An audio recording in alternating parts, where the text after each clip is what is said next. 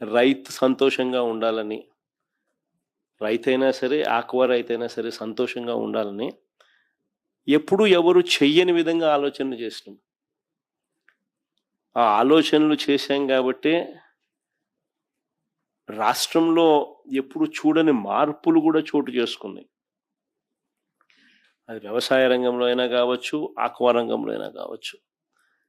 రైతును చెయ్యి పట్టుకొని నడిపించే ఒక వ్యవస్థ తీసుకొనొచ్చి రైతుకు అండగా నిలబడాలి అని జెప్పి ఆలోచన చేయగలిగాం గాబట్టే రాష్ట్రంలో ఈరోజు దాదాపుగా 10,000 చిల్లర పైన ఆర్‌బికేలొచ్చినాయి.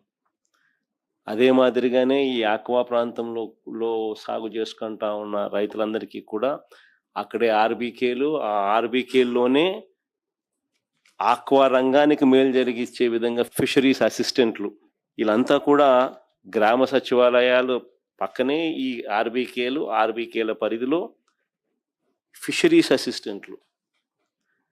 దాదాపుగా ఈ ఆక్వా ప్రాంతాలలోనే సాగుకు నాణ్యతతో కూడిన సీడ్ టెస్టింగ్ అయితేనేమి, ఫీడ్ టెస్టింగ్ అయితేనేమి, అన్ని విషయాలలోనూ చేపట్టుకుని నడిపించే విధంగా 35 ఆక్వా ప్రాంతాలు, ఆక్వా రంగంలో ఎక్కువగా పండించే ఈ ప్రాంతాలు, ఈ నియోజకవర్గాలు, ఈ ప్రాంతాలు 35 ఇంటిగ్రేటెడ్ ఆక్వా ల్యాబ్స్ ఏర్పాటు చేయడం జరిగింది. 35 ఆక్వా ఇంటిగ్రేటెడ్ ల్యాబ్లు, 782 ఆర్‌బికేల్లో ఫిషరీస్ అసిస్టెంట్లు, ఇవన్నీ కూడా ప్రతి అడుగులోనూ చేయి పట్టుకొని నడిపించేటివి. వీటికి తోడు అప్సడా చట్టం, ఏపీ స్టేట్ ఆక్వా డెవలప్మెంట్ అథారిటీని తీసుకొచ్చి దానికి ముఖ్యమంత్రి హోదాలో ముఖ్యమంత్రి దానికి చైర్మన్గా పెట్టి ప్రతి అడుగులోనూ కూడా రైతును చేయి పట్టుకొని నడిపించే విధంగా చర్యలు తీసుకుంటూ సిండికేట్ అనేది ఎక్కడ కూడా రైతును ద్రోహం చేసే విధంగా ఉండకూడదు అని చెప్పి కట్టడి చేసే కార్యక్రమాలు కూడా జరిగాయి. ఇవన్నీ ఒక ఎత్తు. రూపాయిన్నరకే కరెంట్ ఇచ్చి ఆక్వా రంగాన్ని నిలదొక్కునేలా చేయాలి అనే అడుగులు వేసిన కార్యక్రమం కూడా జరిగిందనంటే కూడా ఆ రోజు మన ప్రభుత్వ హయాంలో, వైఎస్ఆర్సీపీ ప్రభుత్వ హయాంలో జరిగిందని చెప్పి కూడా గర్వంగా కూడా చెప్పగలుగుతాం. క్రమం తప్పకుండా ఇన్ఫ్యాక్ట్ రూపాయిన్నరకే కరెంట్ ఇవ్వడం వల్ల దాదాపుగా 3,300 కోట్లు సబ్సిడీ కూడా మనమే ఇచ్చినాం. అంతకుముందు మనం ఆక్వా రంగానికి రూపాయిన్నరకే కరెంట్ ఇవ్వాలి అని మన మేనిఫెస్టోలో పెట్టి ఇంప్లిమెంట్ చేసే కార్యక్రమం చేసినాం.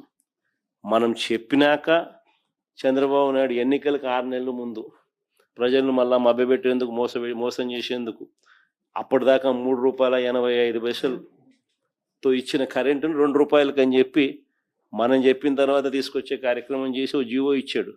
కనీసం అక్కడ చిత్తశుద్ధి లేదు. జీవో ఇచ్చాడు కానీ ఆ 330 కోట్లు కూడా మళ్ళీ మన ప్రభుత్వం వచ్చిన తర్వాత మనం రిలీజ్ చేసినాం. ఈ మాదిరిగా చిత్తశుద్ధి లేకుండా చేసిన కార్యక్రమాలు అటువైపున, చిత్తశుద్ధితో చేసిన కార్యక్రమాల ఫలితం నిజంగా ఆక్వా రంగం నిలదొక్కుంది అని చెప్పడానికి ఎన్నెన్నో ఉదాహరణలు ఉన్నాయి. ఇన్ఫ్యాక్ట్ రాష్ట్రానికి బెస్ట్ మెరైన్ స్టేట్ అవార్డులు ఫిషరీస్ డిపార్ట్మెంట్, సెంట్రల్ గవర్నమెంట్ ఇచ్చింది.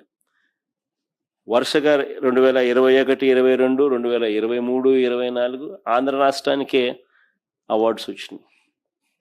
అవార్డులు రావడమే కాదు, ఆ రోజుల్లోతో కంపేర్ చేస్తే 2018-19లో 38 లక్షల టన్నుల రొయ్య మత్స్య ఉత్పత్తులుంటే 2022-23 నాటికి ఏకంగా 51 లక్షల టన్నులకు పెరిగాయి. అంటే మన ఇనిషియేటివ్ తీసుకుంటే, చిత్తశుద్ధి చూపితే ఏ రకంగా పెరుగుదల అనేది ఉంటుందన్న దానికి కూడా నిదర్శనాలు ఇవన్నీ కూడా. ఫీడ్ ధరలు కూడా మన హయాంలో కూడా అడుగులు ముందుకు వేస్తూ వీళ్ళంతా కూడా సిండికేట్లు ఫామ్ అయ్యి వీళ్ళంతా కూడా 3 సార్లు పెంచితే 3 సార్లు ఉపసంహరించుకునేట్టుగా చేసినాం. పెంచిన ప్రతిసారి వెంటనే అప్సడా రంగంలోకి దిగడం, వాళ్ళని పిలిపించడం, వెంటనే ఆ ధరలన్నీ కూడా ఉపసంహరించుకునేలా చర్యలు తీసుకోవడం 3 సార్లు. మనం హయాంలో ఇవన్నీ కూడా అడుగులు వేగంగా పడ్డాయి కాబట్టి నిలదొక్కుకోగలిగాం. చంద్రబాబు నాయుడు గారి హయాంలో 2018-19లో 14,000 కోట్ల విలువైన 2,61,000 టన్నుల ఆక్వా ఎగుమతులు జరిగితే 2022-23లో ఏకంగా 20,000 కోట్ల విలువైన 3,28,000 టన్నుల ఎగుమతులు మన హయాంలో జరిగాయి. అంటే ఒక ప్రభుత్వం చిత్తశుద్ధితో చెయ్యాలి అని అనుకుంటే ఏ రకంగా చేయగలుగుతాము అని చెప్పి ఇవన్నీ కూడా నిదర్శనాలు. ఆక్వా యూనివర్సిటీ ఒకటి పెట్టించాలి, టెక్నీషియన్స్ను సరైన ట్రైనింగ్ ఉండాలి, ఆ టెక్నీషియన్స్ మనకు కూడా దొరికే విధంగా కూడా ఉండాలి. ఆక్వా రంగంలో ఉన్న ఏరియేటర్ రిపేర్లు అయితేనేమి, ఆక్వా రంగంలో ఉన్న మిగతా సామాన్ల ఆపరేషన్స్ విషయంలో అయితేనేమి, వాటి మెయింటెనెన్స్ విషయంలో అన్నీ కూడా ఏకంగా నరసాపురంలో ఏకంగా మనం ఒక ఆక్వా యూనివర్సిటీని కూడా ప్లాన్ చేసి కన్స్ట్రక్షన్ కూడా స్టార్ట్ చేసి ఏకంగా దానికి క్లాసులు కూడా దానికి మొదలు పెట్టించే కార్యక్రమం మనం చేస్తాం. అట్లాంటిది 300 చిల్లర కోట్ల అయ్యే బిల్డింగ్కు 100 కోట్లు మన హయాంలో అప్పుడే శాంక్షన్ కూడా చేసి మొదలుపెట్టిన దానికి మిగతాది ఇచ్చి దాన్ని కంప్లీట్ చేయాల్సిన చోట దాన్ని వదిలేసిన పరిస్థితులు ఇప్పుడు చూస్తా ఉన్నాం. మరోవైపున మొత్తం తన మనుషులే, ఆక్వా ఫీడ్ రంగంలోనూ వాళ్ళే, సీడ్ రంగంలోనూ వాళ్ళే, మార్కెటింగ్ ఫైనల్గా కొనుగోలు చేసేది ప్రాసెసింగ్ యూనిట్ల పేరుతో కొనుగోలు చేసేది వాళ్ళే. సిండికేట్ రూపకంలో ఫామ్ చేసి కరెక్ట్గా పంట పండించే టయానికల్లా రేట్లు తగ్గుతాయి. ప్రతి అడుగులోనూ కూడా రైతులను మోసం చేస్తూ రైతులు నష్టపోయే విధంగా అడుగులు వేస్తూ ఉన్న ఈ ప్రభుత్వానికి నిజంగా బుద్ధి రావాలి.